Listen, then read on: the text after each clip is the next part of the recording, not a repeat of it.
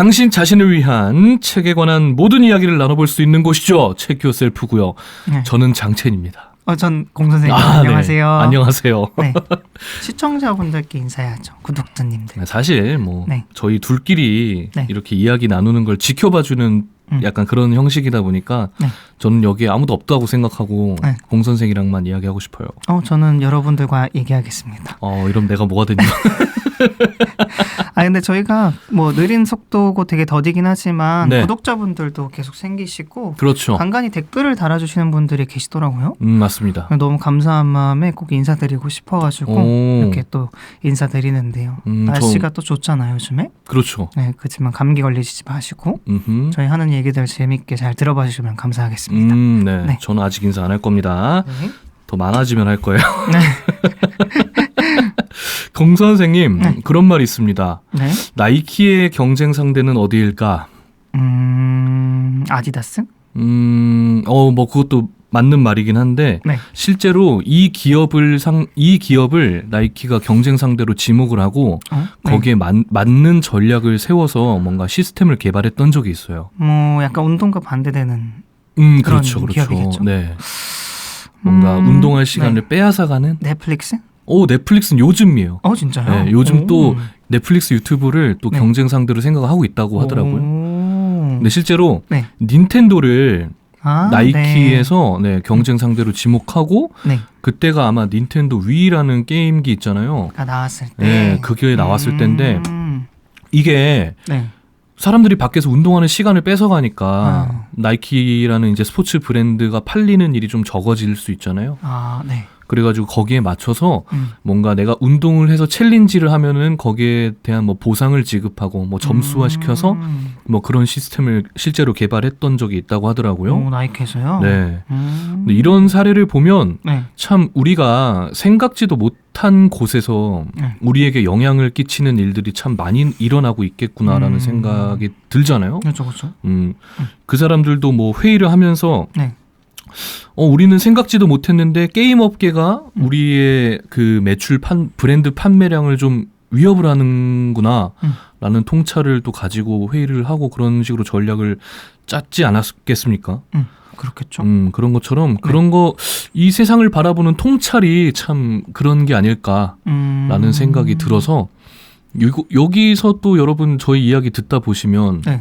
이런 통찰력이 생길 수 있을 겁니다. 그럴까요? 네. 저희는 저희 채널을 네. 저해시키는 요소를 통찰하지 못했잖아요. 뭐죠?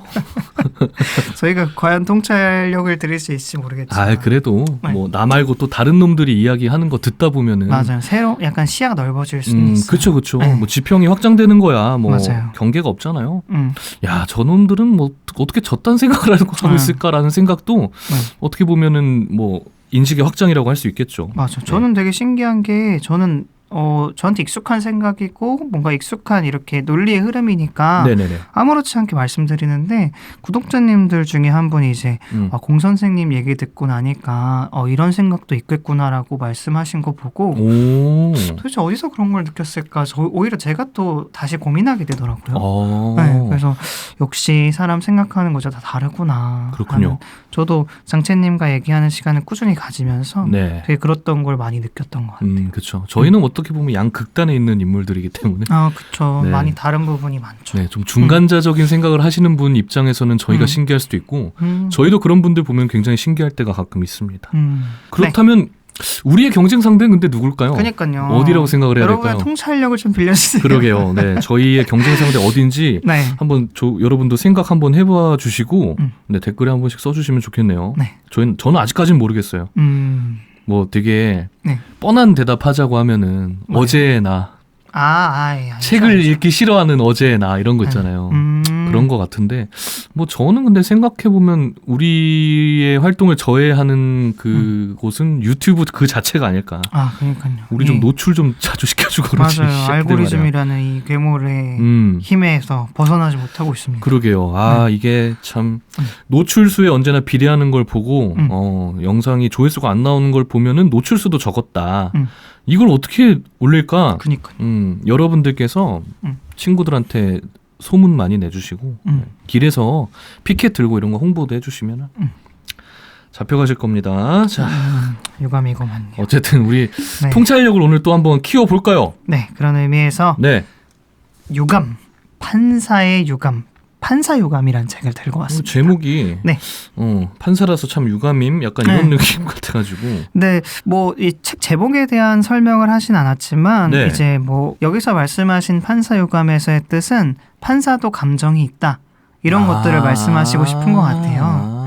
아무래도 판사라고 하면 일반 대중분들이라고 했을 때 되게 거리감이 느껴지고 자주 만나볼 수 없잖아요. 그렇죠. 네, 주변에 나 판사 친구랑 뭐 술 한잔하고 들어갈게 뭐 이런 느낌이 좀 어색하잖아요. 그러게요. 그래서 판사에 대한 뭔가 거리감을 좀 좁히고 싶으신 것 같아요. 그러다 보니까 판사도 감정이 있습니다 하는 판사유감이란 책을 쓰신 것 같고요. 네. 바로 본격적으로 책 소개를 들어가기 앞서서 네네, 작가분에 대한 얘기를 한번 해보도록 하겠습니다. 네. 작가분은 이제 성함이 문유석 판사님이시고요. 네.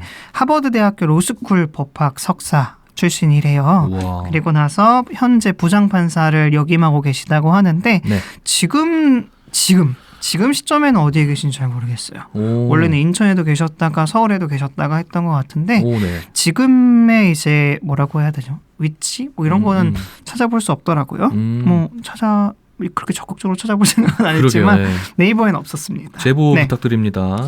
그리고 판사유감이란 책 말고 개인주의자 선언이라는 책이 있는데요. 이 책이 굉장한 베스트셀러예요. 그랬습니까? 네, 이게 되게 유명한 책이고요. 뭐 꽤 오랫동안 베스트셀러 자리를 유지했었던 것 같고 지금도 아마 있을 겁니다. 네.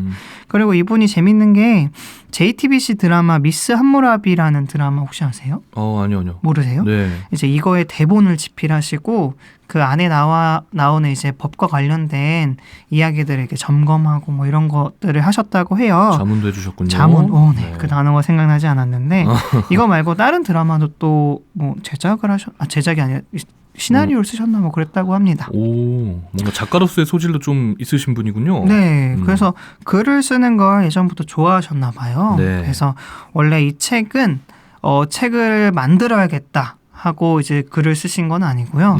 원래 대부분의 글들은 이제 뭐라고 해야 되지? 법관용 게시판 있잖아요. 커뮤니티? 네, 뭐 블라인드 요즘에 뭐 회사원들이 쓰는 그런 커뮤니티라던가 뭐 법원 회보와 같은 공간에 올렸던 글들. 그래서 어떻게 보면 판사들만의 수다. 이런 글인데요. 그래서 작가님께서 글을 딱 쓰시면 거기에 막 댓글들이 막 달리면서 소통을 했던 그런 글들이래요. 거기는 뭐 서로 욕하고 이런 분위기는 거의 없겠네요. 서로 고소하고 이럴 수 있으니까. 맞아요. 뭐 조금이라도 하면은 막 사실적시 명예훼손입니다 하면서 이제 큰일 날 수 있어요. 그거 있잖아요. 변호사 유튜브도 있는데 거기 댓글이 그렇게 클린하더라고. 맞아요. 이야, 이 사람들이 참 강자 앞에서는 참.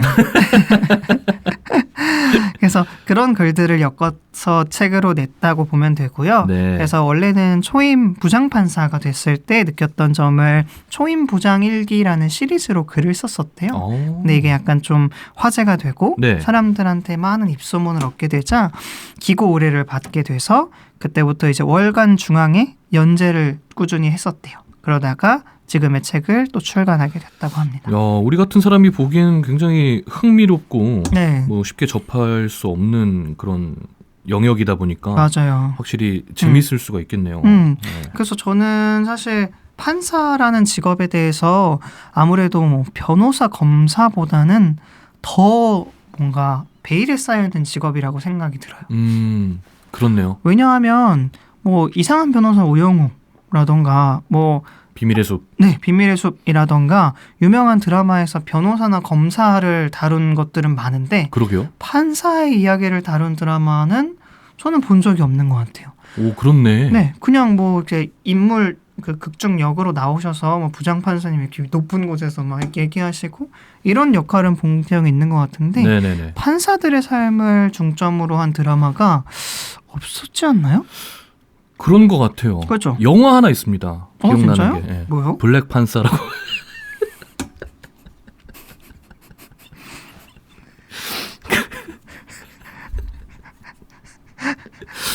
네. 와칸다 네. 대법관이신데. 네. 네. 아. 네. 네. 네. 잘 알고 있네요, 저희도. 네, 그렇죠. 네. 익숙하네요. 네. 네. 그래가지고 저는 되게 재밌게 읽었습니다. 그래서 판사라는 직업에 대해서 뭐 직업이 무엇을 하는지는 잘 나오진 않지만 직업으로서 느끼셨던 생각이라던가 판사 네. 사회에서 느끼는 약간 그런 것들을 얘기를 해주셔서 네. 되게 재밌게 잘 읽었었던 것 같아요. 네, 오늘 책도 추천드리는 책이고요. 네. 눈물이 찔끔 나오는 부분도 있으면서 웃음이 나오는 부분도 있었습니다. 뭐 어떤 네. 사건에 대한 관해서. 얘기들을 할 때라던가 네네네. 이제 판사님들이 마음으로 얘기를 하시는 것들이 되게 많아요. 아, 그래요? 네, 그래서 그런 것들을 봤을 때 약간 그런 감정들을 느꼈던 것 같아요. 일단 처음 항상 저는 질문부터 하고 시작하잖아요. 네. 네, 장채님께서는 네네네. 판사라는 직업에 대해서 어떻게 생각하시는지 혹은 판사라는 직업에 대해 갖고 있는 선입견 혹은 편견 같은 것들이 있는지 얘기하고 시작하면 좋을 것 같아요. 제가 봐왔던 그러니까 뭐 만났던이 아니고 제가 뭐 여러 이제 매체에서 봐왔던 판사는 네. 항상 극과 극이었어요. 굉장히 정의롭거나 굉장히 비리가 넘치거나 그죠? 네. 그렇지 않아요? 그러니까 애초에 뭐 그냥 중간적인 네. 보통의 네. 그런 성향을 가진 판사들이 뭐 이런 미디어에 노출될 일이 거의 없기도 하거든요. 그러니까요. 뭐 또 이런 매체라고 하면은 자극적인 걸 다루는 게 항상 또 인기가 있을 수밖에 없어서 네. 그렇지 않을까 싶긴 한데 어쨌든 그런 것들을 지켜보는 입장에서는 판사하면은 항상 그 둘 중 하나가 아니었나. 유명하신 분 있잖아요. 천종호 판사님. 그 호통 판사님. 네. 바꿔줄 생각 없어. 돌아가. 네. 여기에도 나옵니다. 아, 그래요? 네, 이 책에도 나오는데 유명하시잖아요, 그 판사님도. 그런 사람이라든지 뭐 아니면 뭐 고위층의 뭘 뒤를 봐주고 형량을 뭐 어떻게 해줬던 판사가 뭐 덜미를 잡혔다. 네. 그런 거밖에 본 적이 없어가지고 오히려 더 거리감이 느껴진다고 해야 되나? 판사 자체가 정말 어떻게 보면 문과에서는 거의 하이클래스잖아요. 그렇죠. 그래서 굉장히 되기도 어려운 것도 있겠고 네. 그래서 더욱더 약간 판타지스러운 그런 인물들이 아닐까 그런 직군이 아닐까라는 생각이 들었어요. 판사님들도 유튜브를 하실까요? 찾아보질 않았네. 그렇죠. 궁금하기는 하다. 할 시간이 없지 않을까? 그니까요. 판사 브이로그 하면 이거 종이 넘기는 것밖에 안 나올 것 같은데. 여기다 네, 엄지에다가 이거 고무 같은 거 끼시고 계속. 그러니까. 네, 그거밖에 없을 것 같은데 네. 저도 아까 말씀드렸던 것처럼 판사라는 직업이 되게 저랑은 거리감이 되게 많이 느껴지는 것 같았는데 네. 뭐 선입견 같은 건 없었어요? 선입견? 네, 판사는 어떨 것이다 약간 이런 거? 아까 얘기했듯이 정말 네. 둘 중 하나일 것 같았어요. 그럴 것 같았어요, 네. 그냥? 그러다가 그거 본 적이 있거든요. 네. 실제 재판이 어떻게 이루어지는지. 본 적 있어요? 네. 오, 진짜요? 실제 네. 재판? 네. 뭐 참관 한 번 한 적 있고 네. 그리고 되게 드라마에서 보면은 네. 이해했습니다. 아, 네. 증인 하고 갑자기 뭐 2분 남았는데 증인이 문 벌컥 열고 나오고 네. 제가 찍으라고 이런 거 많이 나오잖아요. 네. 근데 항상 그런 거 보면 변호사 검사들 얘기하는 거 보면 그런 거 절대 없다. 맞아요. 그래서 다음 뭐 하시고요. 네. 이거 뭐 인정하십니까? 아, 여기 이런 게 있네요. 약간 이렇게 진행이 되더라고요. 그런 것들을 한번 경험해보고 난 이후로는 네. 판사가 그렇게 막 엄청 그런 이 극단의 인물은 아닌 것 같다라는 생각을 하게 됐는데 네. 그래도 여전히 선입견은 조금 있죠. 정말 네. 정의롭거나 네. 정의로워야 하는 게 뭐 맞기도 하지만 아니면 정말 타락했거나 그럴 것 같아요, 저는. 자, 그러면은 판사가 네. 한번 되어봅시다. 어떻게요? 네, 한번 되어봅시다. 뭐부터 공부해야 돼요? 판사입니다. 아, 알았어요. 알겠습니다. 초임 판사예요. 네, 배석 판사도 아니고 이제 부장 판사라 네. 직접 판결을 내리실 수 있습니다. 알겠습니다. 자, 시나리오를 한번 드려볼게요. 네. 항구 도시에서 선원으로 일하는 피고인이 처와 말다툼을 하던 중 맥주병으로 처의 머리를 때려서 전치 2주의 상해를 가했다. 판결 어떻게 내리실 것 같아요? 지금 이것만 가지고 내려야 됩니까? 이것만 가지고 내린다고 하면. 왜 이것만 가지고 내려요? 왜요? 어떠한 상황이 있었는지, 네. 왜 그렇게 했는지 이런 것들 뭐 변호사 검사가 이야기 안 합니까? 네, 일단 이 상황만 가지고 봤을 때 네. 어느 정도의 형량이 적당하다고 생각하세요? 전치 2주? 네, 맥주병으로 머리 꽝 이렇게. 일단 가정법원으로 넘겨서 네.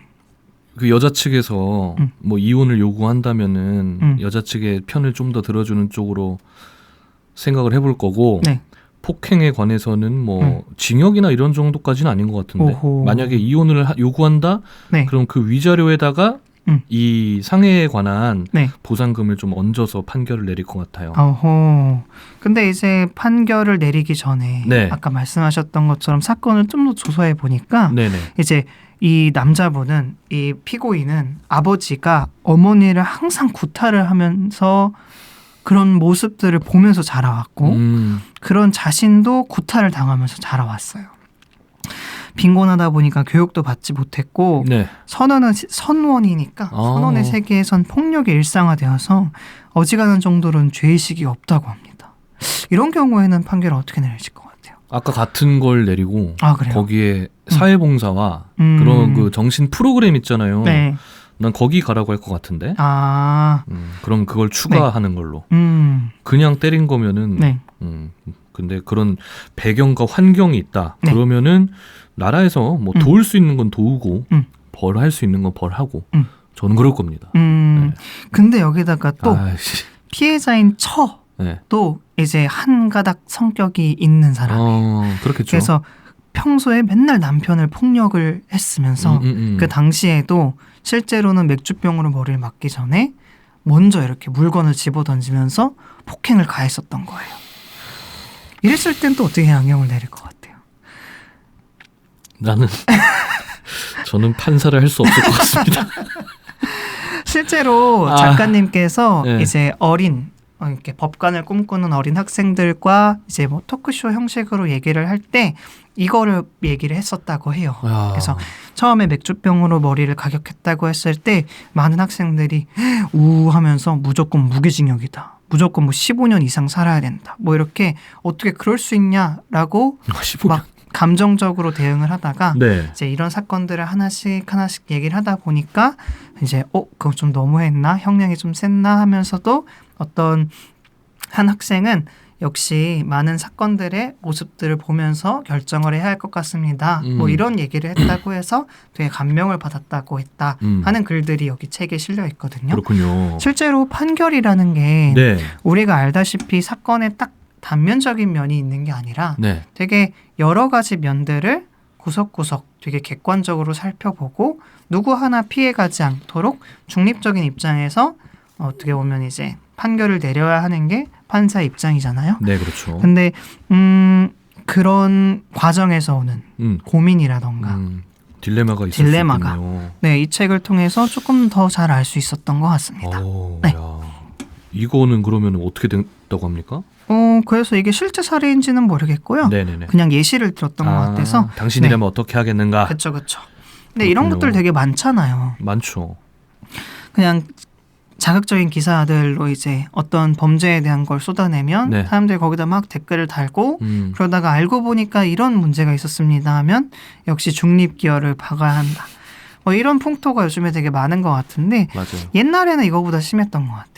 진짜 중립기여라는 말이 어떻게 보면 유행어처럼 생기기 전엔 그렇죠. 그냥 우르르 몰려가서 욕하는 그런 것들을 되게 많이 봤었던 것 같은데 맞아요. 이 책을 보면서 그런 사회 현상에 대한 문제를 좀 알 수 있었던 것 같습니다. 피카츄 배만지기라는 것도 있잖아요. 피카츄 배만지기요? 네. 뭐예요? 중립기여랑 비슷한 표현이에요. 그게 뭐예요? 그 네컨 만화 같은 게 있었는데 네. 뭐 어떤 사건을 보고 뭘 보고 피카츄가 막 이러고 있는데 이제 네. 지우가 이렇게 배를 쓰다듬으면서 가만히 있어 기다려 막 이런 만화가 있었거든요. 그래서 처음 들어봐요. 중립기여 박는다라는 표현 이전에 피카츄 배만지기라는 표현이 원래 있었습니다. 에이, 진짜요? 네, 찾아보시면 나와요. 아니요, 뭐 안 찾아봐도 될 것 같아요. 여러분이라도 좀 주시면 네. 안 됩니까? 그래서 뭐 이런 식으로 책의 전체적인 내용을 한번 소개를 해봤는데요. 어떠신가요? 네. 흥미롭죠? 벌써 너무 재밌는데요. 진짜요? 네. 그래서 이제 몇 가지 사건들에 대해서 저희끼리 한번 얘기를 나눠보도록 할 거예요. 아유, 네. 좋습니다. 그래서 네. 첫 번째 챕터는 판사의 일이라는 챕터로서 네. 이제 판사로서 일하면서 겪었던 사건들을 한 면씩 보게 될 겁니다. 네, 봅시다. 그러면서 첫 번째로 얘기하는 제도가 파산 면책 제도에 대한 얘기입니다. 시작부터. 네. 네. 혹시 파산면책 제도에 대해서 알고 있나요? 잘 알죠. 진짜요? 네. 왜 잘 알아요? 파산하셨나요? 아니야, 제가 하진 않았는데 네. 주변에 하신 분들도 꽤 있고. 아, 진짜요? 네, 알게 모르게 하신 분들 꽤 있고. 네. 그리고 저도 고민을 한번 해봤던 적은 있어요. 오, 약간 사업적으로 이게 조금 거시기해질 때 네. 이러다가 이거 이렇게 되면은 그 파산을 신청하는 게 더 나으려나? 라는 생각을 해본 적이 있어서 또 제가 찾아보고 알아본 적은 네. 있는데 뭐 결론은 지금 저희 나이 때 해서 득될 게 단 하나도 없는 뭐 그런 시스템이기도 하고 아무튼 그래가지고 좀 네. 네, 많이 들어보긴 했습니다. 오, 진짜요? 그럼 그 파산면책 제도는 어떻다고 생각해요? 좋은 제도라고 생각하시나요? 악용이 너무 많이 되고 있어요 지금. 아, 진짜요? 네. 진짜로 이게 예전에 뭐 다들 아시겠지만 이제는 제가 도박을 했었잖아요. 네. 그러면은 그런 사람들하고 조금 또 어울리게 되고 엮일 수밖에 없는데 파산 신청을 해놓고 최근에 막 그런 질문들이 막 올라와요. 그 카페도 있는데 네. 최근에 파산 신청했는데 여기에 얼마 전에 받은 대출 얹어가지고 할 수 있나요? 막 이런 것들. 그리고 어차피 통과됐으니까 네. 이번에 제대로 땡겨서 뭘 더 하고 그거 워크아웃 해야겠다. 뭐 이런 마인드를 가진 사람들이 있는데 실제로 이제 그거 뭐 법정에서 이렇게 할 때는 뭐 최근 대출 기록과 대조하고 뭐 이런 것들을 다 고려를 하시겠지만 후기들을 보면은 그게 네. 악용된 사례가 꽤 있더라고요. 아, 진짜요? 네. 물론 모든 복지가 그렇죠. 그렇죠. 세 나가는 게 원래 절반이고 그 나머지 절반을 득을 보는 사람을 위해서 존재하는 게 복지다. 그래서 세수가 많이 필요한 거고 그런 얘기가 있는데 이것도 어떻게 보면은 복지잖아요. 맞아요. 그래서 악용하는 사람들이 꽤나 많은 걸로 알고 있는데 양면에 그런 이점이 있다고 생각합니다. 저는. 굉장히 좀 네. 어두운 면과 어떻게 보면 또 누군가에게는 좀 밝은 면이 있을 수도 있죠. 맞아요. 이렇게 해서 내가 다음을 또 제기할 수 있게 도와주는 시스템인데. 이 파산면책 제도에 대해서 왜 글을 쓰셨냐면요. 네네. 장채님과는 반대되는 의견을 하시기 위해서 썼는데 이분이요? 뭐 반대는 아니지만 네, 양날의 검 중에서 좀 밝은 면을 좀 보여주시고 싶어서 썼는데 네. 이 글을 쓰셨을 때 파산면책 제도에 대한 모럴 해저드가 걱정이 된다. 이런 얘기가 있었다고 하나 봐요. 그래서 파산면책 제도를 악용해서 네. 쓰니까 그 사람들을 파산을 면책해주지 말자. 뭐 이런 얘기들이 많았었는데 네, 그쵸. 이제 그거를 보고 그렇게 단순하게 생각할 것이 아니다라고 얘기를 하신 것 같습니다. 그래서 여기에 대해서 얘기를 어떻게 쓰셨냐면요. 네. 파산면책을 이용해 빚을 안 갚는 게 아니다. 못 갚는 것이다. 어차피 빚 갚을 능력은 고사하고 신용불량자로 취업도 안 되고 신용거래도 되지 않아 가족의 기본적인 생활도 꾸려나가기 힘든 사람들이 파산 선고와 면책을 받는 것이다. 앞으로도 갚을 능력이 없는 사람들을 채무의 노예로 묶어놓고 취업도 못하게 하고 빚 독촉 전화에 자살 충동을 느낄 정도로 궁지에 몰아넣어 채권자들이 이 사회가 얻는 것이 무엇인가? 빚, 그 무의미한 숫자를 지워주고 경제활동에 복귀하게 해주자. 그들이 범죄자가 되어 또 다른 사회적 비용을 야기할 수도 있지 않은가? 뭐 이런 얘기를 하면서 파산면책 제도를 악용하는 사람들 말고 그 제도를 좀 옹호하는 말을 합니다. 근데 저는 이거에 대해서 잘 몰랐을 때는 파산을 면책해 준다고? 남한테 돈을 빌리고 나서 파산이야 하면 갚을 능력 의무가 없다는 거잖아요. 그렇죠. 그래서 뭐 이런 제도가 다 있지 않은 생각이 저는 있었던 것 같아요. 네. 근데 이제 판사로서 경험했던 이 판사가 파산 면책 제도를 이용하는 사람들을 봤을 땐 크게 세 분류가 있었다고 해요. 진짜 너무너무 잘 해보고 싶어서 뭐 혹은 사업이든 뭐 이런 것들을 잘 해보고 싶은데 잘 되지 않아서 넘어진 사람들이라던가 아니면은 가족들 뭐 이런 사람들한테 보증을 쓰게 되거나 뭐 친구들 때문에 보증을 쓰게 돼서 이제 뭐 빚이 많아진다거나 뭐 이런 사람 아니더라도 뭐 실업을 당했거나 질병을 당해서 어쩔 수 없이 감당해야 할 빚들이 많아진 사람들이 주로 이런 제도를 이용한다고 합니다. 아, 네. 네. 그래서 이런 분들이 한 90몇 %가 된다고 해요. 아, 그래요? 네. 실제로? 네. 그래서 모럴 해저드를 걱정하는 분들은 도대체 어디에 가야 찾아볼 수 있는지 자기가 오히려 물어보고 싶다고 해요. 아, 그래요? 네. 판사로서 도대체 느끼는 게 이런 건데 뭐 모르실 수도 있겠죠. 네. 실상 악용하는 사람들은 그 앞에서 거짓말을 하고 있을 수 있으니까. 근데 그럼에도 불구하고 법원에선 그러니까 대한민국의 법은 그런 사람들을 골라내고 악용하는 사람들을 최대한 처벌하기 위해서 뭐 면책 불허가 사유라던가 그렇죠. 사기 파산죄라는 것들을 만들어 놓고 맞아요. 그것들을 악용하는 사람들을 처벌하려고 하고 있다고 합니다. 야.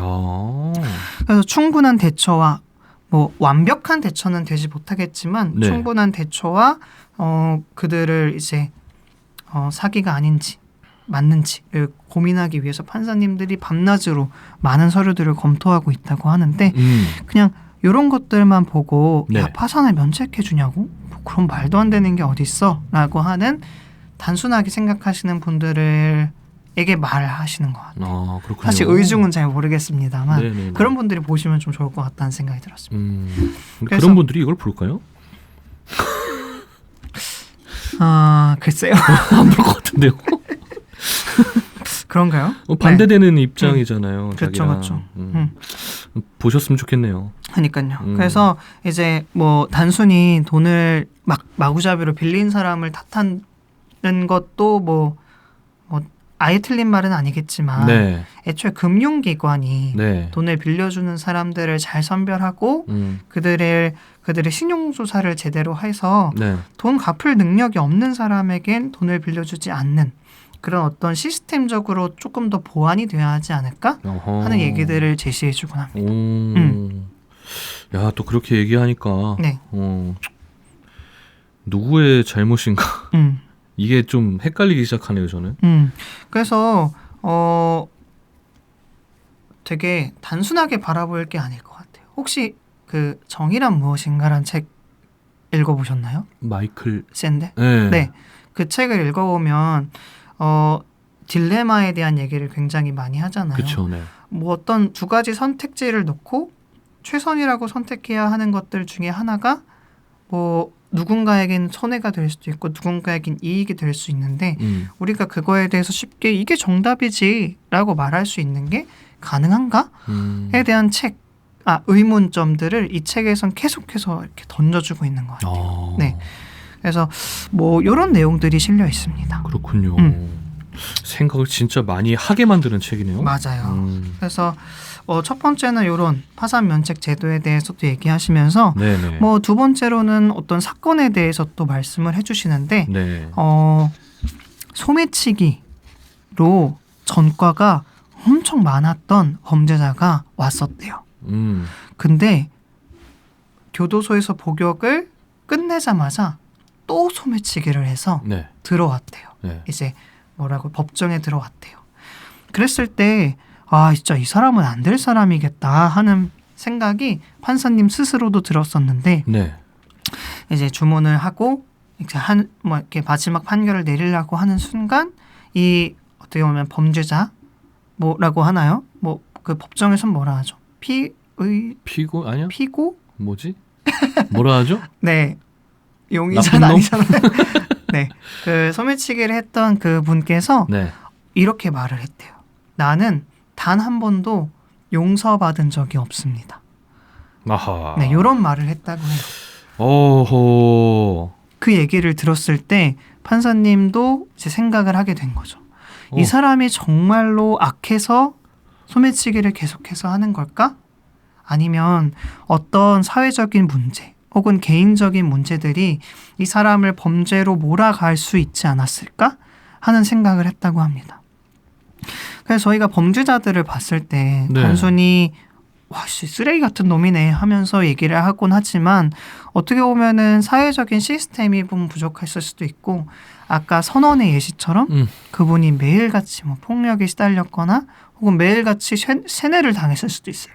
소매치기 해와 소매치기 해와 뭐 이런 식으로 여러 가지 상황들이 있을 수 있는데 우리가 너무 그 사람이 했던 행동을 단면적으로 보고 판단할 수 있을까 하는 얘기도 책에서 얘기는 해줍니다.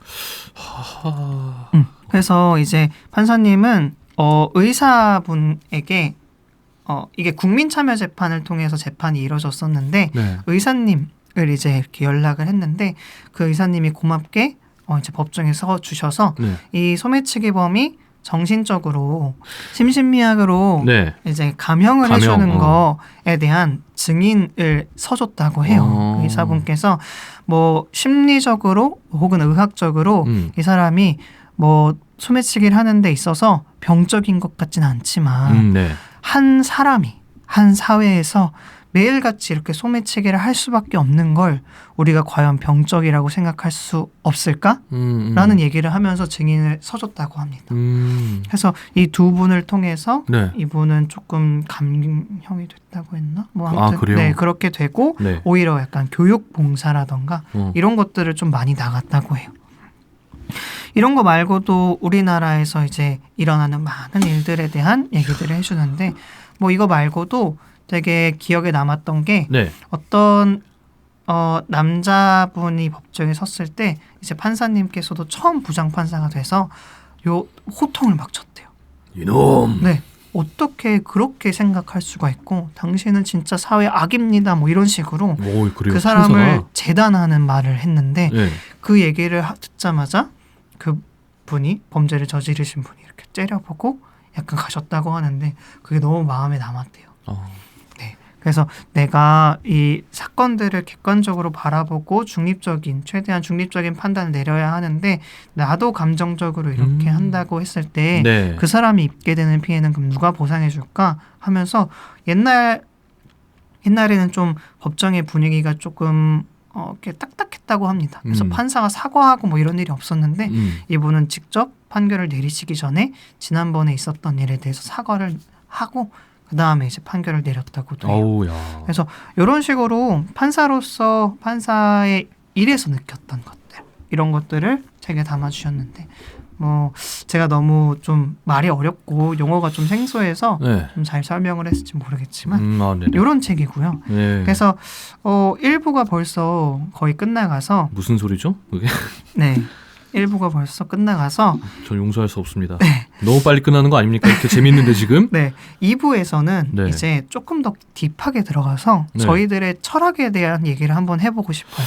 야, 네. 오늘 이 내용 가지고 또 우리의 생각을 얘기하라고 하면은 오늘 네. 너무 어려우면서도 하지만 어려운 만큼 얻어가는 게 많을 것 같은 시간이라고 생각하는데 예를 들어서 아까 네. 범죄자가 난 한 번도 용서받지 못했다라고 얘기를 했는데 그러니까요. 어떤 사람은 그럴 수도 있어요. 야, 너가 피해를 준 사람이 얼만데 너를 어떻게 용서해? 애초에 너가 잘못하지 말았어야지 하면서 너는 더 많은 더 큰 벌을 받아야 돼.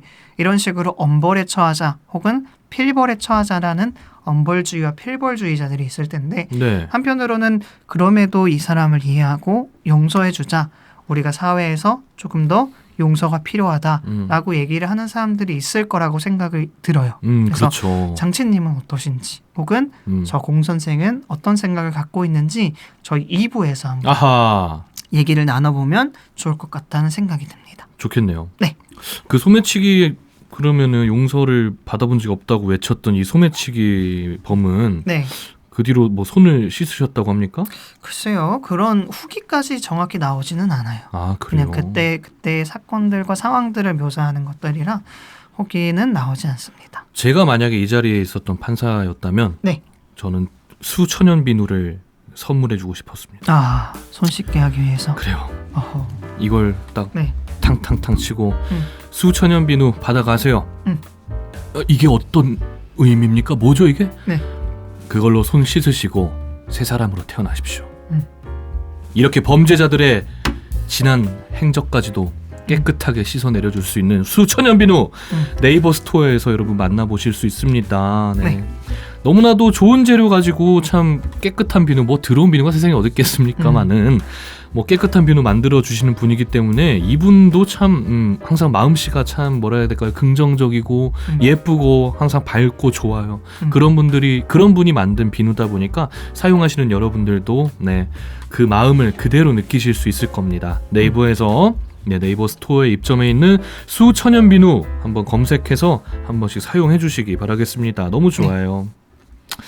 아무튼 뭐 손 씻으셨기를 바라봅니다. 이 한 번의 용서가 이분에겐 정말 큰 어느 벌보다도 더 큰 교화로서의 작용을 했을 수도 있을 거란 생각이 들면서 그렇죠. 2부에서 한번 판사유감 나머지 얘기들을 더 나눠보는 걸로 해볼까요? 네, 좋습니다. 오늘 너무 흥미로운 주제로 지금 1부에 관해서 1부 동안 이야기를 나눠봤고요. 네. 2부는 뭐 예고해 주신 대로 정말 더욱더 흥미로운 이야기가 될 것 같네요. 문유석님의 판사유감이란 책, 1부 함께 하셨습니다. 저희 그러면은 2부로 돌아오겠습니다. 환절기인데 감기 조심하세요. 네, 다음 주에 봬요. 안녕. 안녕.